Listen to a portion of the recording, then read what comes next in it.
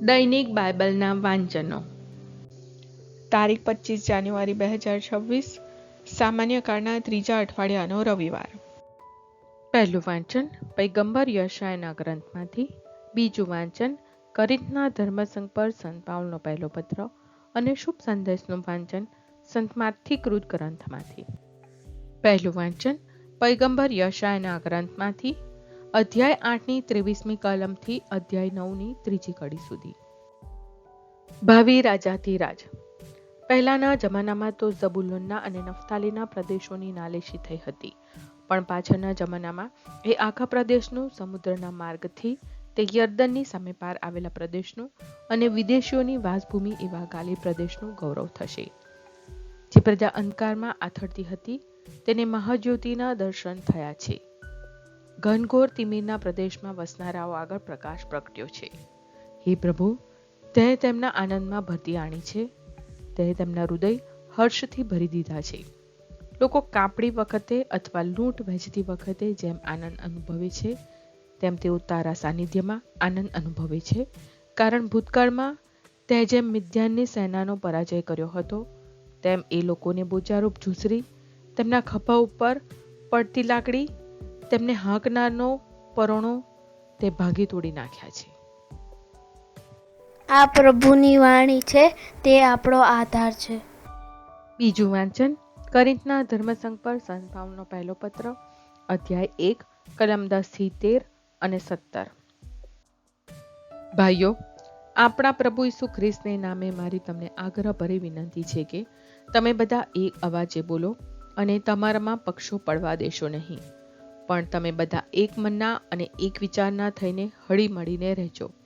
કારણ મારા ભાઈઓ, મને ક્લોએના ઘરના માણસો પાસેથી જાણવા મળ્યું છે કે તમારામાં ઝઘડા ચાલે છે.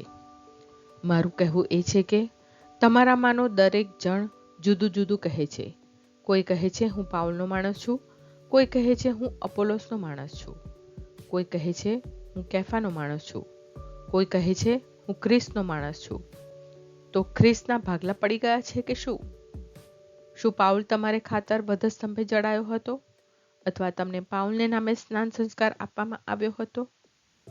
ખ્રિસ્તે મને સ્નાન સંસ્કાર કરાવવા નહોતો મોકલ્યો, પણ શુભ સંદેશની ઘોષણા કરવા માટે મોકલ્યો હતો, અને તે પણ વાક ચાતુર્યથી નહીં, કારણ તો ઈસુના ક્રૂસનું સામર્થ્ય નિરર્થક બની જાય. આ પ્રભુની વાણી છે, તે આપણો આધાર છે. શુભ સંદેશનું વાંચન સંત માથી કૃત ગ્રંથમાંથી, અધ્યાય 4 કલમ 12થી 23.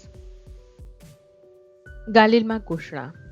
જ્યારે ઈસુએ સાંભળ્યું કે યોહાનને પકડવામાં આવ્યા છે, ત્યારે તેઓ ગાલિલ ચાલ્યા ગયા અને નાઝરેત છોડીને ઝબુલોન અને નફ્તાલીના પ્રદેશમાં સરોવર કાંઠે આવેલા કફરનહૂમ શહેરમાં જઈને રહ્યા, જેથી પૈગંબર યશાયાની વાણી સાચી પડે કે સમુદ્ર તરફ જવાને માર્ગે યર્દન નદીને સામે કાંઠે આવેલ ઝબુલોનના દેશ નફ્તાલીના પ્રદેશ, વિધર્મીઓની વાસભૂમિ, હે ગાલિલ, જે પ્રજા અંધકારમાં વસતી હતી તેને મહાજ્યોતિના દર્શન થયા. ઘનઘોર તિમિર પ્રદેશમાં વસનારા આગળ પ્રકાશ પ્રગટ્યો. ત્યારથી ઈસુએ ઘોષણા કરવા માંડી કે હૃદય પલટો કરો, કારણ ઈશ્વરનું રાજ્ય આવી પહોંચ્યું છે. પ્રથમ શિષ્યો. એકવાર ઈસુ ગાલિલના સરોવર પાસે થઈને જતા હતા, ત્યારે તેમણે સિમોન ઉર્ફે પિતર અને તેના ભાઈ આંદ્રિયાને સરોવરમાં જાળ નાખતા જોયા, કારણ તે લોકો માછી હતા. ઈસુએ તેમને કહ્યું, મારી પાછળ પાછળ આવો, હું તમને માછલાને બદલે માણસો પકડતા કરીશ. અને તરત જ જાળ પરથી મૂકીને તેઓ તેમની પાછળ ચાલી નીકળ્યા. ત્યાંથી આગળ જતા તેમણે બીજા બે ભાઈઓને જોયા, ઝબદીનો દીકરો યાકોબ અને તેનો ભાઈ યોહાન. તેઓ પોતાના બાપ ઝબદી સાથે હોડીમાં બેઠા બેઠા જાળ સમી કરતા હતા. ઈસુએ તેમને હાક મારતા જ તેઓ પણ હોડીને અને બાપને છોડીને તેમની પાછળ ચાલી નીકળ્યા. હવે ઈસુ યહૂદીઓના સભાગૃહમાં ઉપદેશ આપતા, ઈશ્વરના રાજ્યના શુભ સમાચાર ફેલાવતા અને લોકોની બધી જાતની માંદગી અને તેમના રોગો મટાડતા આખા ગાલિલ પ્રાંતમાં ફરવા લાગ્યા. આ પ્રભુની વાણી છે, તે આપણો આધાર છે. પ્રાર્થના. ઓ મારા પ્રભુ ઈસુ, હું મારા પાપો માટે પસ્તાવો કરું છું. મારા પાપો માફ કરો. મારા હૃદયમાં આવો. હું તમને મારા પ્રભુ અને તારણહાર બનાવીશ. આમેન. પ્રભુ તમને સુખી રાખો અને તમારી સંભાળ રાખો. પ્રભુની તમારા ઉપર કૃપા દ્રષ્ટિ અને મહેરબાની હો. પ્રભુની તમારા ઉપર પ્રસન્નતા હો અને તે તમને શાંતિ બક્ષો.